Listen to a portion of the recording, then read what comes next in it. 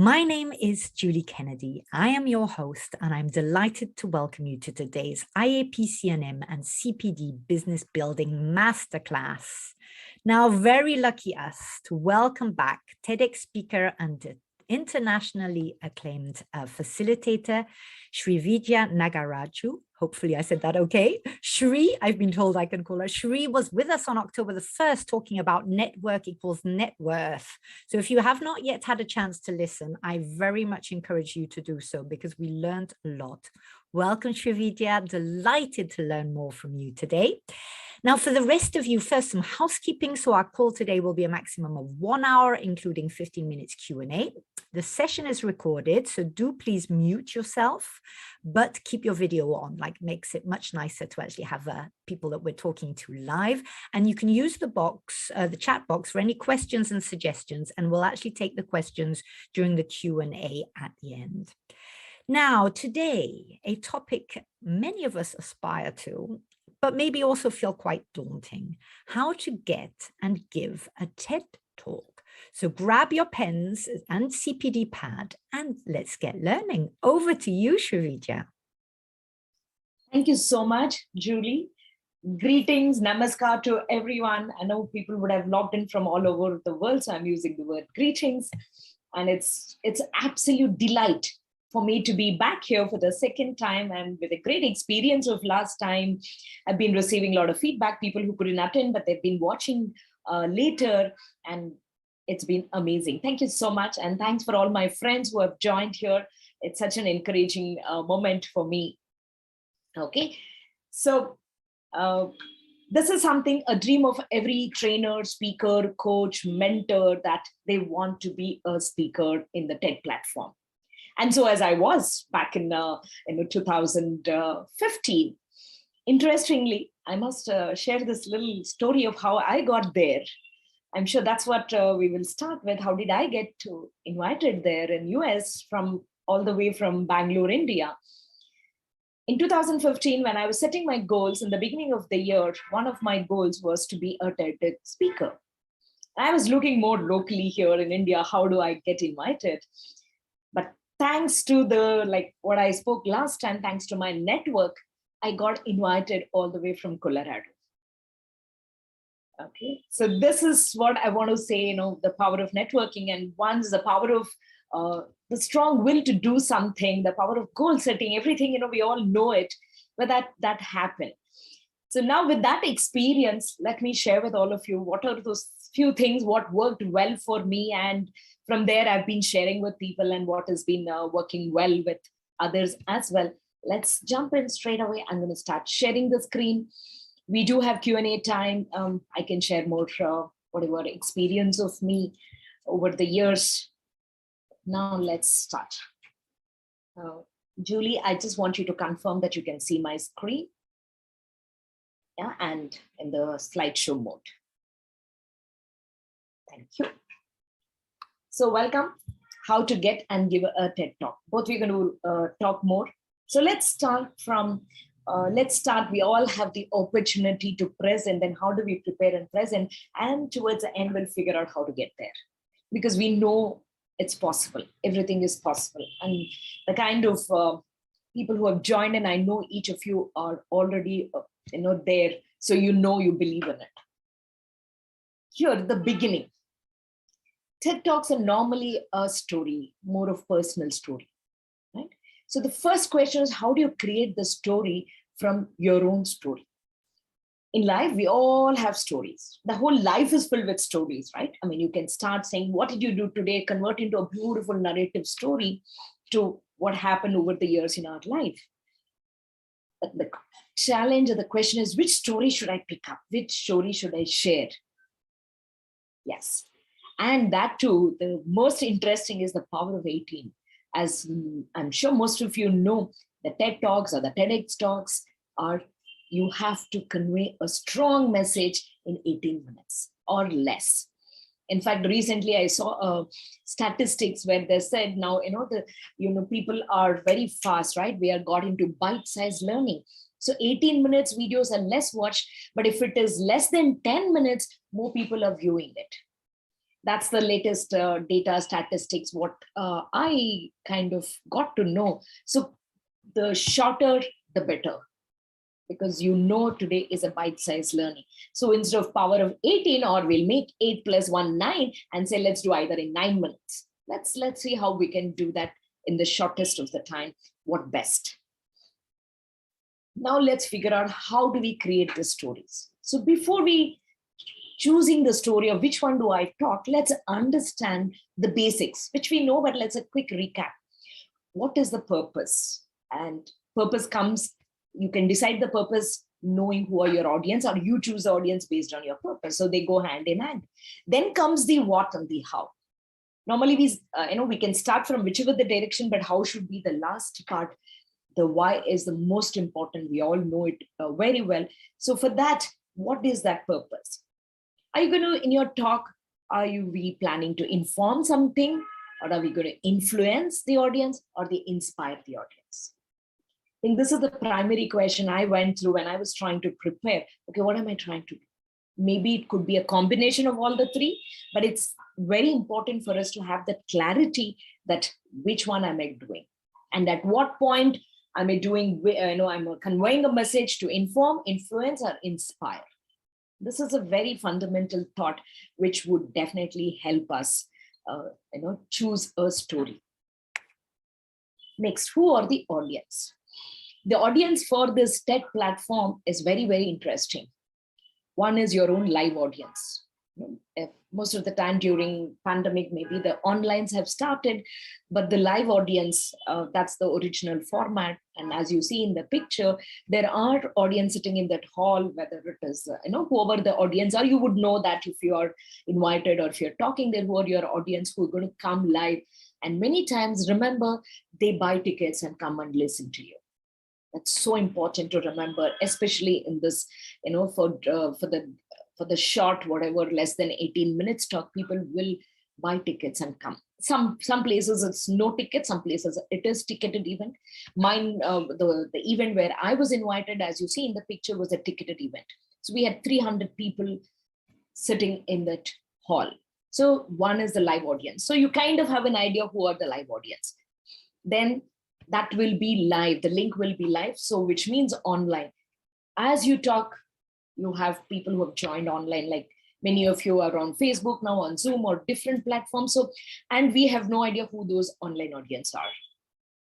And even more important, after your talk, it'll be out in the public, either through their platform or on the YouTube, they will put it up, and the entire world would be your audience. Anybody can go and watch. Imagine the task in hand is entire world is our audience, then what do I talk?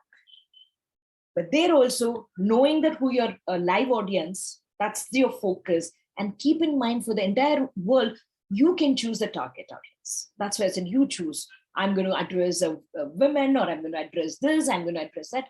Who are the target audience you want to address? A lot of things have to go parallel, but this is very important in this platform to keep in mind that, entire world is our audience, and we can choose whom do I want to target. And beyond that, anybody can watch, yet can get the benefit out of it. But let's choose and then structure our story accordingly. Okay, then the question of what, audience are done. Then now question of what do I share? Maybe we can share an idea or something we have created, innovated, or discovered, or experience, one of our powerful experiences of our life, or one of the expertise we have. Could be more, but these are the standard normally people share through their stories. Personal stories are very, very powerful. If you can combine the personal story with your experience or your expertise or any of this, or independently talk, but it's important you choose which one am I going to talk, which one I'm going to share. And while you share it, you need to be clear what is that one or two key messages I may convey. That's very important. Like you saw in today's, I have given 3 messages, the 3 key elements to take away in this short session. Like that, we need to have clarity of what is that 1 or 2, whether you may say it directly or you may imply it. But it's important for us as speakers to have that clarity of what is that 1 or 2 key messages we want to convey to the audience whom we choose, right? Then comes the now. The second element, what I've been talking about, is how do you balance the form, the facts, the belief, emotions, and the actions? What do I mean by this? Let me explain it. Here is, what do you want people, the audience who listen to you, to think factually, to know factually, that you're going to state some facts. This is exactly 1, 2, 3, 4. This is the data based on, like I said in the beginning, now the statistics say less than 10 minutes has more view, more people are going to view. So that's a data point, statistical point. So what is it factually you want your audience to know?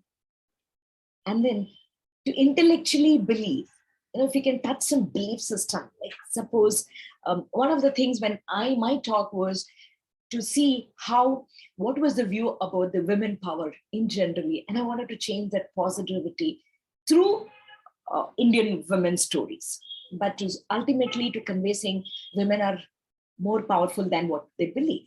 So are you going to change or influence the belief? Because personally, I believe that we are much, much more stronger than what we believe. So something that, what is a belief you're going to, you want the audience to know. And next is bringing emotions. It's so important. What are those emotions we're going to bring in through the talk? Are you bringing, taking them through all the emotions? In India, we believe there are 9 emotions. So at least 1, 2, or 3 emotions, if we can help people to experience, feel those emotions while you deliver the talk. Again, that, whether you want to bring the anger, you want to bring the courage, you want to bring the joy, the happiness, the love, whichever, or the surprise element. What is that? What exactly, which of those emotions you want to bring in? Just keep that in mind while you're, carving your story. And then finally, what do you want people to do after they listen to you? What is that? Either they should be able to start doing something, or stop doing something, or change in the perspective, go back and act on something. Okay, I got something, I'm going to do this differently from today, or this is what I was living with, this belief, or this was my knowledge, I'm going to change my knowledge, so which will lead to some action. So what is that? Something we want to keep in mind, what we want in the audience. Now, this is the most important. A lot of us have expertise. Just being an expertise does not guarantee that you become a great presenter. Right? Topic, we all know, a lot of expertise we do have, definitely. And being a good communicator does not mean a good presenter or a good public speaker. I think that's also important. Each one has its own nuances of the skills, which is important. For which, how do we address that? Even if we are not, these are the skills which can be picked up. And how do we pick up? The 5 P's. Prior planning prevents poor performance. The planning is definitely always the most important for us, right? How much we prepare, practice, we all know. And I love this quote of George. I am the most spontaneous speaker in the world because every word, every gesture, and every retort has been carefully rehearsed. Spontaneity doesn't come by itself. However great, it's important we all practice. I mean, if I remember for my TEDx talk, I remember I practiced 40 times after all the script was ready. I'm not exaggerating, because that opportunity you don't get back, and the time is very less. So you don't want to lose even a single second in that. So the rehearsal is very important for certain, important events. Even otherwise, even for today's talk, did I practice? Definitely yes, but may not be that many number of times, because with the experience and the kind of forum you have, it varies. But for something like that, where the opportunity is, I mean, this was way back for me, it's about 8 years ago, what I had this opportunity. So I did so many times, and I've heard this from many great speakers across the world, that how much they practice. I'm no different, or I'm not an exception to that. I've heard from one of those greatest also how much they practice, the preparation, planning, prior planning prevents poor performance, and we are all here to perform.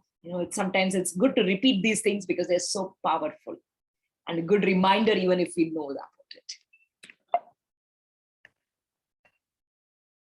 Now the golden circle rule, to recap the golden circle rule, because I'm going to keep a lot of time for our question and answers as well today, because that's where I'm sure many of you are waiting to ask after this. So we will definitely keep, 30 minutes of my talk and 15 minutes of Q&A. So please note your questions down, and Julie will definitely get back to you, all of you. Even meanwhile, if you have a question, you can leave it in the chat box, but we will take it up after I finish. So you don't want to forget the question, feel free to leave it in the chat box.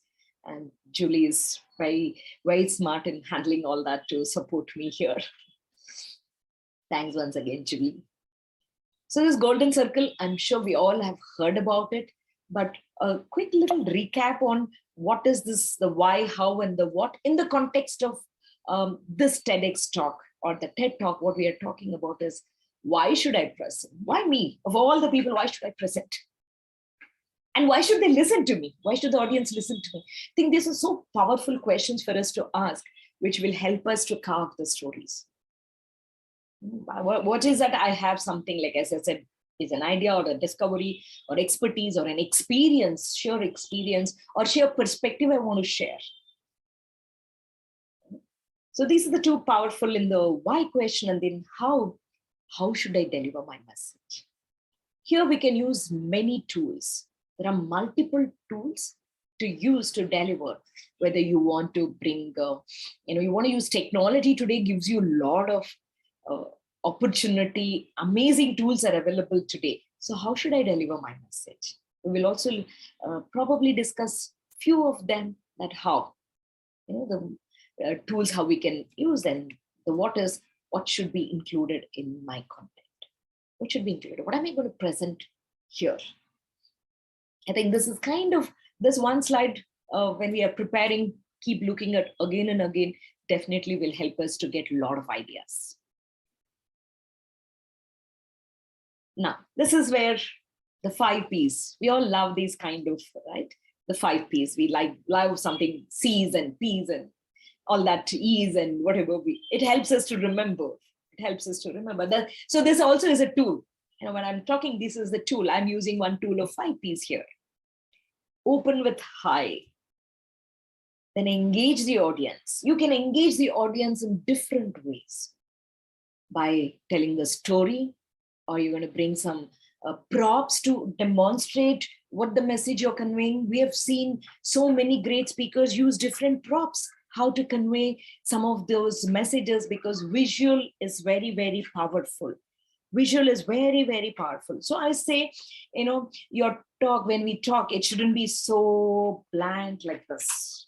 If you see, it shouldn't be so blank like this. I know some of you have seen this earlier, but I love this act. So it shouldn't be blank. It should be very interesting to engage the audience. So we can make this so colorful, right? So this is a simple magic act. So use whatever props if you want to. It's not that you should, but these are the options available. How do you engage the audience? Keep them, so they should be waiting. What is this piece of black cloth? What is she going to do? Create that curiosity in the audience. They need to be waiting. Okay, what's coming next? What's coming next? So that, a lot of preparation will definitely help us. And stories. Stories we all love, because something that we have all picked up from our childhood. We've grown up, irrespective of where we are, we've all grown up listening to stories, right? And we all love stories because it has those emotions, it has that curiosity, it keeps us going. So telling a story is very powerful. Some surprise element.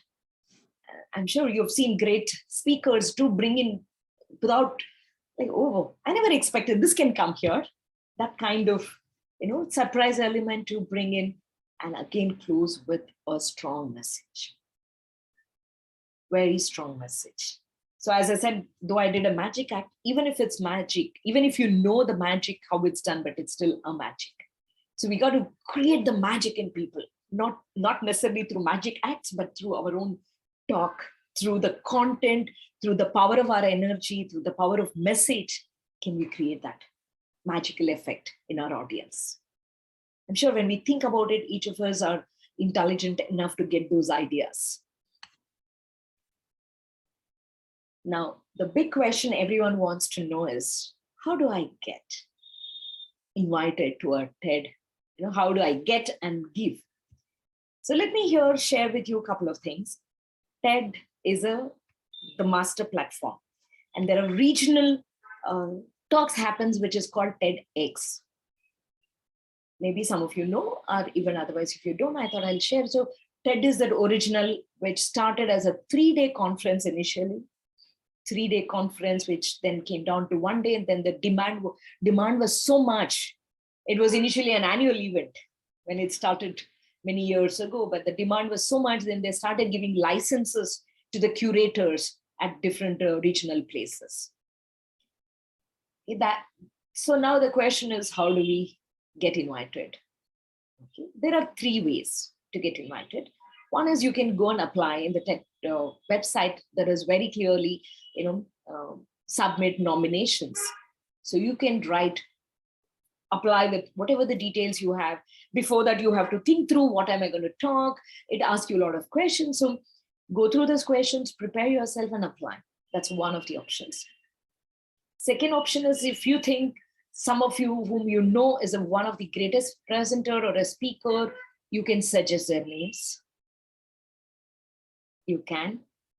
And then third is get invited. Another way is on the lot of regional TEDx events. If you go to their website, there are a lot of announcements. When you search, you can choose and write to them. One is to the Master TED, but to all your regional TEDx platforms, you can go to their website. As I said, apply for yourself or suggest someone. And then get invited. So how do you get invited? That is what your power of networking. I mean, that's why I said, in fact, I knew this gentleman by name Shravan, who was a curator for the TEDx Colorado Springs. I got introduced to him a year ago before I got invited, and I never knew he was a curator at that time. I just got connected for some other context, and me as a natural and learned both for me on the power of networking. I kept in touch with him. We were interacting for different reasons, and most important, I think in the networking, we did talk last time, be a go-giver than a go-getter. Right? Be a go-giver reminder. So I did some team building work for them back then online, from Bangalore to US, before even the pandemic, the Zooms and all that. So some of the platform I did as he wanted for a small group. And then guess what? Later I figured out that was the TEDx core team. I didn't even know. He said, I have a team. I want you to do some team building. I said, sure, we'll try online. Why not? So the networking is all about giving. I'm sure I have a friend here who's joined Neeraja. She is one of the expert in networking, and she goes around, talks a lot about networking. She trains people on how to build network. So by giving. And then from there, and even interestingly, he didn't know how to invite me, because he said, all the way US and India, and TEDs are non-commercial platforms. Some of you know, nobody gets normally paid to be a speaker. But sometimes they take care of your travel, etc. Sometimes, depending on what kind of event, how much, is it a ticketed, not ticketed, etc. So the friend said, I'm thinking, how do I get you on a video call? I said, why video call? I'll come there live. And then he was that was a surprise element for him. And he said, are you sure? Because he said, it's a non-commercial venture. I said, doesn't matter, we'll figure out. So the rest is history. So, but the power of networking, and one is, this happened for me incidentally with that year, my goal. But if you are very serious, you can do a focused networking. There are various TEDx forums which they do annual events. So you go search and you can choose 2, 3, whatever of those TEDx events and decide, and then look at in your LinkedIn who are there. So you can connect, do a focused networking also, in addition to formally applying, but somebody can recommend you. So there's always works, right? Extra referral is always, referral bonus, what they say. Reference adds value to us. So you can do a focus network to get invited. Yeah. So there are so many ways available. In fact, somebody wrote to me, are you going to help us to land up in a TEDx event? I said, no, that's not the task I do, but I'll share some of the ideas and my thought processes, how to do based on my experience, because each one have to find. I don't know if there are agencies, I'm not aware of it, who will help you. Maybe there are now, but these are the differently ways which you can try and get invited. Now, finally, the end, right? So we had a beginning, then the now is the midpoint of how to deliver, etc. Then finally the end. How to move from an accidental impact to a deliberate impact. Why am I saying that? Because, I love this quote from one of my mentor, Ranga, who says, you cannot not impact. Whether you like it, you don't like it, whether you want, you don't want, impacts will get created. But if we can be deliberate instead of the accidental, then you don't know what impact it's creating on people, whether it's positive, negative, pleasant, unpleasant, or something different than what you want. Not necessarily negative, but even positive. But my purpose was different, but the impact was different. Maybe if it's positive, good. So that's bonus. But instead of that, can we deliberately choose what is that impact? In this whole session, if nothing you take back as as a prospective, desirable, desiring speakers, TED or TEDx speakers, I think this one that you cannot not impact. Remember this, based on that, the whole preparation has to be what is that impact I'm creating. I hope this message is leaving you with a lot of thought processes. And this, I want you to be one of those real key takeaway messages from this whole, that talk. And also remember, you cannot not communicate. Even if you're quiet, like impact happens through communication. So both are important. So I've chosen that carefully, saying, for impact, you need to communicate. Even if you don't talk, that's a communication. We all know that very well, right? So choose your communication, choose your message. You cannot not have a message. So choose it carefully so that that's what the result you get based on what you intend to deliver. And always, before we go anywhere, I think we must inspire ourselves, right? Before you can inspire others. So what is that? What am I inspired with? What have I done that which I want to go and talk to others? Focus on that. I'm sure there are quite a few youngsters have joined here. So that's a message. Do something. Do something where you can talk proudly. And those of us who have already done so much, you just have to pick which is the story you want to share. Story from the story from our stories, which is the one.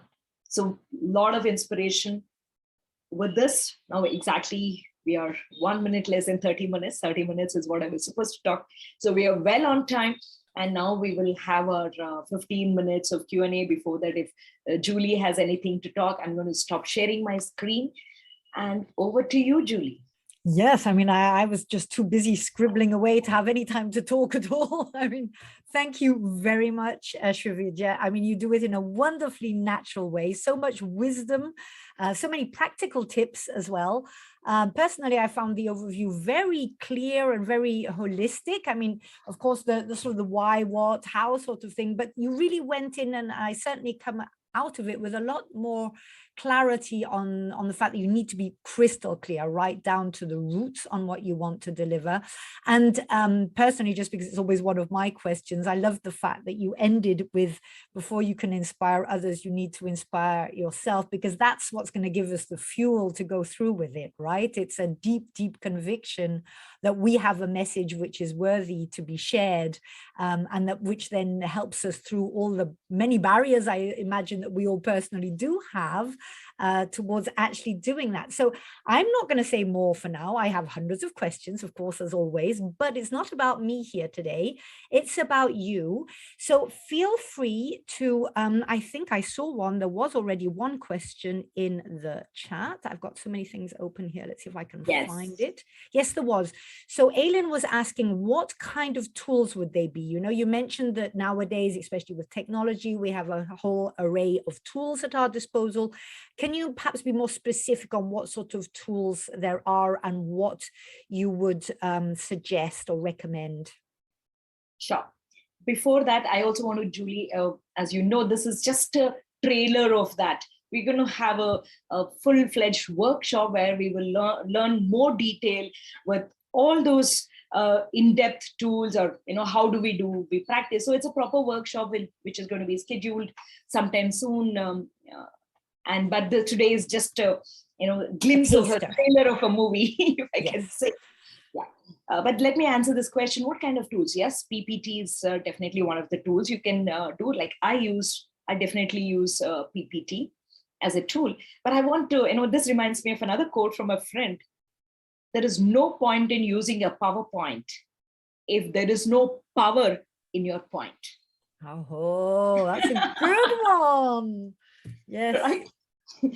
Because I see some of us get lost with the tools so much, we forget the power in the point which we want to talk about it. Maybe I'll repeat first. I know some of us just want to repeat. What is the point in using a PowerPoint if there is no power in your point? So that's most important. Tools are only enablers. So I just want to bring in that, you know, not get so lost. PowerPoint is one visual, stories. As I said, I do sometimes magic act, or sometimes you can bring a prop to convey a message, again, depending on the audience. And we can use some of these online tools to engage audience. You know, last time I was trying to use, but you know, we had a lot of people on Facebook, so didn't have too many people on the Zoom. So that's something very important. You can use like a Mentimeter.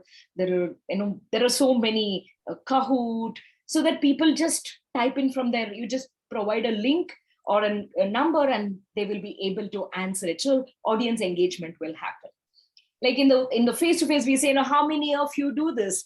But in the online, it's very difficult to do that. And that's where these few of these kind of tools are really very powerful. And we will learn all of them in detail in the, you know, longer sessions. Masterclass, yeah. Yes, but this is what I can immediately. I think that's a very good point as well, because I think some people use the tools, in particular PowerPoint, to almost hide behind it. Right. So it's not a tool, it's not an additional resource to bring your message through, but we actually sort of just press on the button in the hope that it will do the talking for us, whereas that's not at all the idea, of course. Now, it's just maybe one question which comes to mind as well is that I guess we must also be careful, though, with the props and the tools and all of that to you know, just choose one, for example, and not run the risk of totally bewildering the audience with too many things. Absolutely. And also the appropriateness is important. We shouldn't be using for the sake of using, you know, the checklist, you know, you go through how to do a deliver. They say, you know, 7 things to follow in a TED talk. So I'm going to do this, I'm going to do this. Yes. But it has to be like, you know, I say it should be like the flower garland. Right. So basically your message is what should drive the whole thing, right? What is your message, and what is the impact you want it to have, and to use that in order to choose then what is the best for it. Thank you for that. Now let's see. Oh, there have been loads of messages since. Let's see if I can read all of those at the same time. There's lots of thank yous here as well. Let me see whether there are any. I mean, feel free, any of you who've put a question here, to unmute yourself and yes. And say something. There was something. I thought I saw another one come up. Did I not? Hey, Sri. I'll go next. My question was second in the chat box. So I think it was a fantastic message. And I would love if you could remind us all on what that ideal time frame was to present on that you said in the beginning. I was listening, but I didn't have a chance to write that amount down. So I think you said, was it 18 minutes? 18 minutes. What was the ideal time? No, the 18 minutes is what the maximum time for any TEDx talk. So that's the norm they follow. Yeah, they follow. But what I said is, now the latest trend is, you know, people patience down and the bite-sized learning has come down. So people don't want to watch even for 18 minutes. So the lesser is the better. So I just said 18, 8 plus 1, make it 9 minutes. So more people will watch. Okay.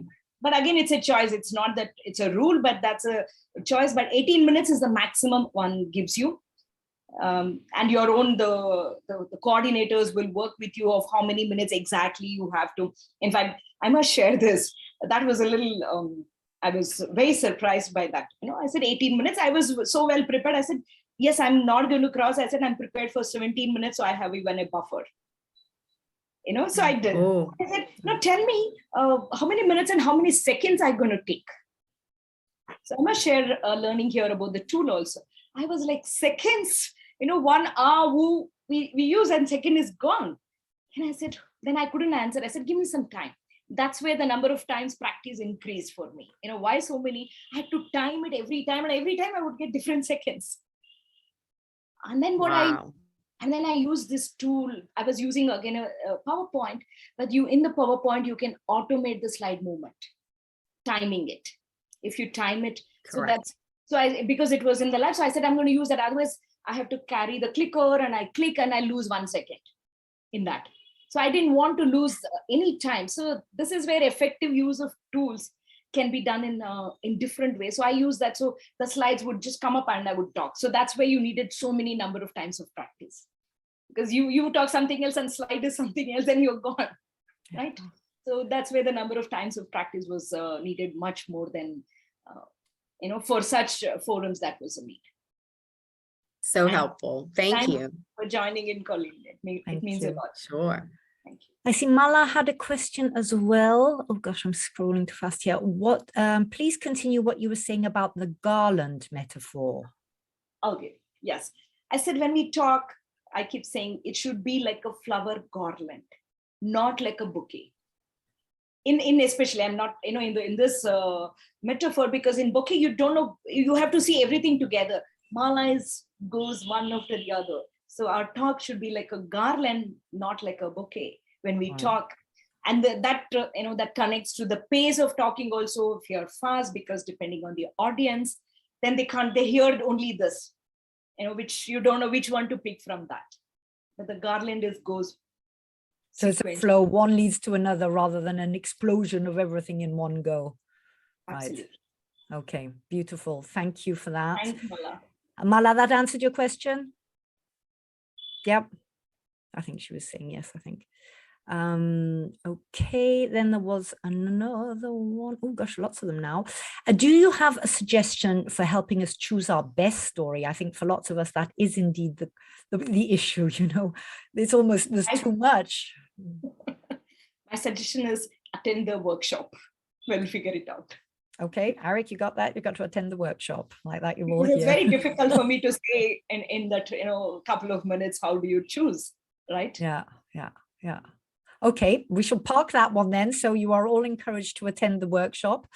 There was another one. Is it better to practice timing against the clock or with another person? Both. Both.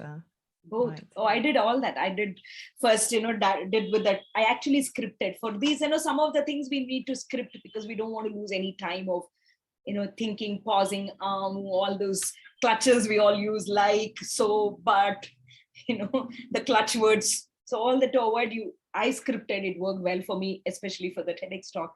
And then first I practiced with the time and all that. Then I did practice in front of my friends who would give me feedback on my body language, to my expression, to where I'm going fast, to slow. I would say do it with both, or even more, the more is the better. I think that's a very good point, because I think we can time it all perfectly. I mean, if I speak personal experience, even when I'm timing my pitch, I pitch a lot in networking events, it all goes great when I'm at home with my timer. Once I get in front of the audience, then I add in one word, which brings me somewhere else. And, it's different. And you look at people, you see how they're responding. If you have the feeling, oh, they didn't laugh at that bit. Oh, maybe it wasn't good enough. And then you go off track. So I think it is very important, probably, isn't it, to even test yourself. You mentioned friends and family, but to maybe test yourself with, a group of people. I'm not your enemies, obviously, but I mean people who you don't actually know very well, who might also have a very objective feedback for you, and which take you outside your comfort zone, but not with your target audience, not with those ones you've been preparing so long to inspire. In fact, here I'd like to share, Julie, one of my experience. So I mean, some of the places you get to even do a stage rehearsal, no audience, but you can do a stage rehearsal. Again, depends on who's organizing, because you need to become familiar. For me, my co-speakers could practice any number of times there. They were all in US. For some different reasons, I couldn't travel early. I traveled just one day before. So I just got one chance to do the stage rehearsal. And what helps, so because you become familiar, you just build rapport even with the stage. These are I'm sure the speakers know that. In fact, I want to acknowledge my friend Neeraj, who's there. He gave me a couple of tips how to center yourself in that. So many people have helped me. I definitely need to acknowledge many people who did contribute, my mentors, my friends. So I think that's where the power of networking again works here. They help you. Everyone was there to help me to get, something which I should feel at least, yes, this was good. Forget about the audience. I need to first feel, yes, I did my best. I should never regret, oh my God, this was not so good. This was not my best. Audience, different views. So what happened when I was doing a rehearsal, only once I got an opportunity to do. And incidentally, one lady walked in because she got confused for the date. So she had bought the tickets. She was supposed to come next day. She came previous day. For whatever her own confusion, she came in. And then, the coordinator was there and he said, I'm so sorry, it's tomorrow. Then he said that I'll give you, and she said, I can't come tomorrow because I'm traveling. So he said, okay, let's do something for you. Now he said, we have one person who's going to rehearse it. If you want, you can sit and listen. So I got a live audience. Right. That was a bonus for me. Yeah. And trust me, that was the best thing happened to me, because immediately after the talk, I did whatever I was practicing, but that created an impact in her. So she had tears in her eyes and she came and said, this is the best happened to me. I got some answer to my own questions in life, what I was going through. I said, huh. So, in fact, the curator who invited me said, that day only my purpose got fulfilled. What happened next day, I was not worried, because one person impact is also very important. So always, I think when we do it, the message should be from our heart and, very genuine, honest and sincere, the impact will happen. Thank you. I see Colette has a good tip here, I think, which made me giggle as well, is that maybe a younger audience would give totally honest feedback. They don't hold back much, which is very true. Or you do it in front of your children. For those of you who have children, they're sure to tell you exactly what they didn't like in your presentation. But yes, very, very good point. Are there any other questions here? Oh, yes, exactly. To speak from the heart and be sincere.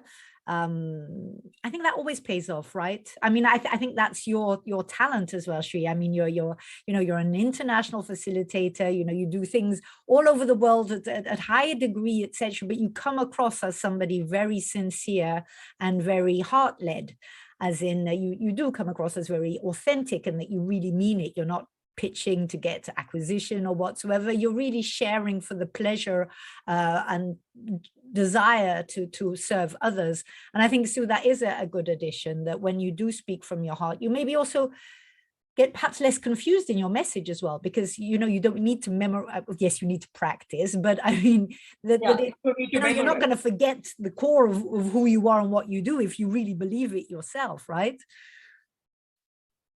I mean, I just to add to what you said, or some of you asked this question of talking from the heart, I think many times we just get lost. This is what I have observed all around, no matter what age, what community, what background people are, is that something there is always a need to create impression. Okay, I said create an impact, but not to impress. So that's something we need to very clearly understand. Intent should not be to impress, that people should like me. No, I want to contribute. That impact should come from my contribution. How can I add value? What is it I can do best? Who are the audience? How can I serve them? Right. So that is what I said, express yourself sincerely. The impression will happen. It should be an outcome, not an intent or an objective. Right. And that's where many speakers, however great, if they go with it, that I need to impress, it doesn't work. Yeah. And it will come through, right? And especially we're talking about, live or online, people are seeing you. So, I mean, maybe your words will say something, but your body language will say the rest, and they will know immediately how congruent you are and how aligned you are with your message. So, I mean, may as well, there's no point cheating or, faking it, because it will come through. I mean, we're all coaches, so we all know the impact of body language. And, it has to all be well aligned. I mean, were there any hesitations that you ever had, Shri, or what would have held you back? I'm sure we are all human beings. We go through, suddenly a big platform and going there. I had all the apprehensions, definitely saying, will people receive what I say? What will happen? Again, then go back to saying, I'm here to serve. Right. With care, not with worry. So I go back to that. I'm here to express myself. I want to express myself with something very sincerely, with all my work, all my effort.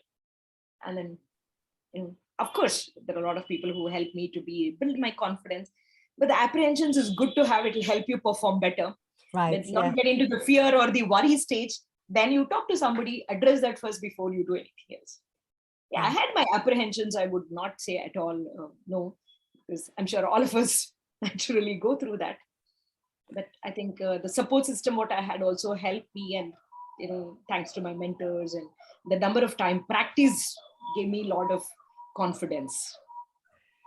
If I mean, of course, there's a lot there. And of course, it's a mixture of a lot of different components. But, looking back on talks that you've attended or watched or listened to, etc., if you think back to the one that you thought was the most impactful, what 3 words would you use to describe it? Sorry, that's a hard one. No, good question. So I have to think and say that. I like these kind of challenges. 3 words. I think I go back to that inspiration. Are you inspired to inspire others? I think that is what, because I did share in my own TEDx talk my personal story. I've shared my own personal story. So I shared all that facts, what I was talking about. There were some facts about that. Then, also backed with the emotions and the personal stories, a combination of that. So when you talk about it, I think it's very important. You be very clear of what you're saying. The clarity within, that's a clarity. And then if you're inspired, you will inspire others. Mm-hmm.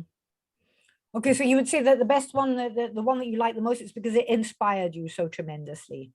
Yes, I did go through a lot of TED Talks, which I was talking. I said, I think the one powerful message, what they convey, that as I said, that it should influence you or inspire you. Yeah, right. But I've used those 3 words in the beginning. If you see, either are you informing or influencing or inspiring. So I come back to those 3 words. If they are there, then you will like it. And I suppose you want it to do, in a way, both. You want it to inspire, and from having inspired someone, it will influence them, to then also, you were talking about, what you want them to do or what you want them to think, that say, we're trying to inspire people to, I don't know, be more open or diverse or respectful of other people or whatsoever. You want them to actually take that inspiration and then influence them in a way that it becomes their own, and that they then share it around the world too, and make the world a better place. Anybody else have any questions? Feel free to unmute if you want. I mean, I suppose yes, go ahead. No, I was saying no questions, but thank you, Srividya. I'm doing my TEDx talk this Sunday.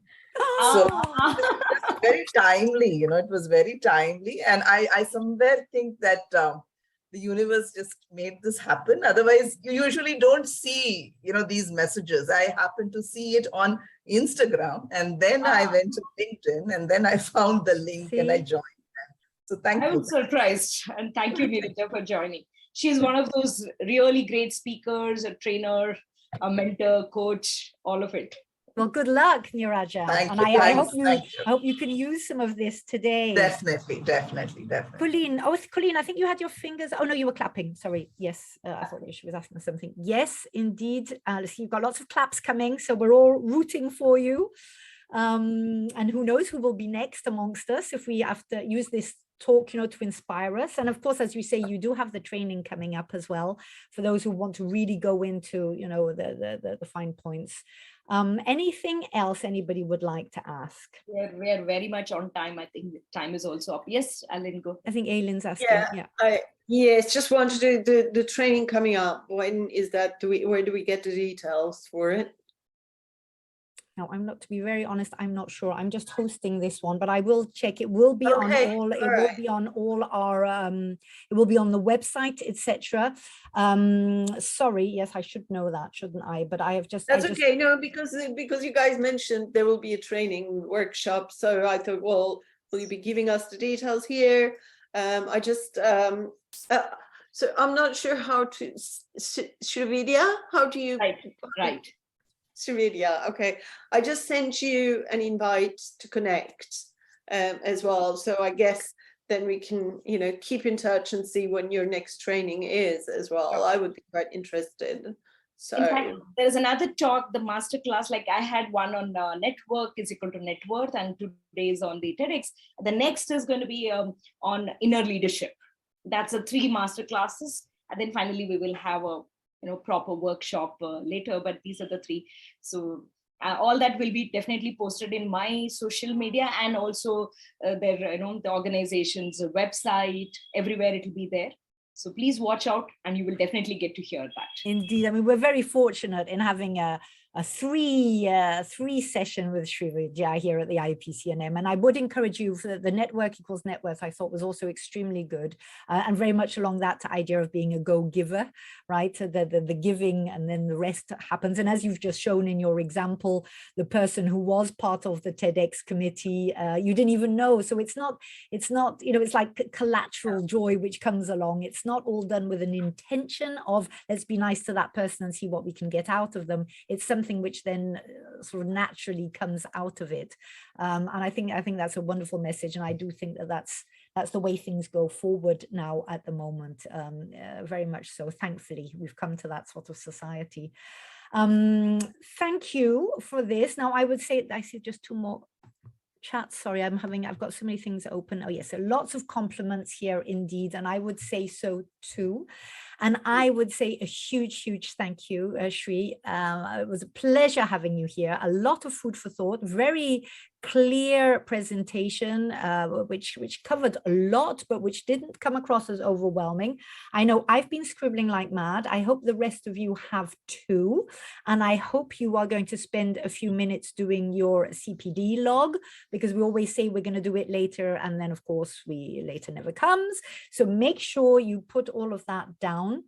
Thank you to all of you for being here, for caring, for having a message that you want to share, with a view to making the world a better place. I find it's great that we all help each other in this way. And Sri, more than anybody else, obviously, thank you to you for having taken the time to share in such a wonderfully warm way your expertise with all of us here today. You're based in India, right? Are you with us from India? Oh, thank you. Quite a few of my network have joined, and I definitely want to take this opportunity to thank Julie and Dawn, of course, who invited me. Dawn is the one who invited me, and all of you as audience. I'm trying to see some of the comments. I will read through it, but thank you so much for all your such an encouraging words and such interesting questions. That's what makes us even better. Thank you so much. Thank you all. Thank you, Sri. To the rest of you, take care wherever you are all over the world. Sri, we will be sending you, of course, all the chat and all of that until we see you next time, and let's make it happen, right? So let's take those points and actually do something with them. Bye everyone. Bye-bye. Bye. Bye-bye.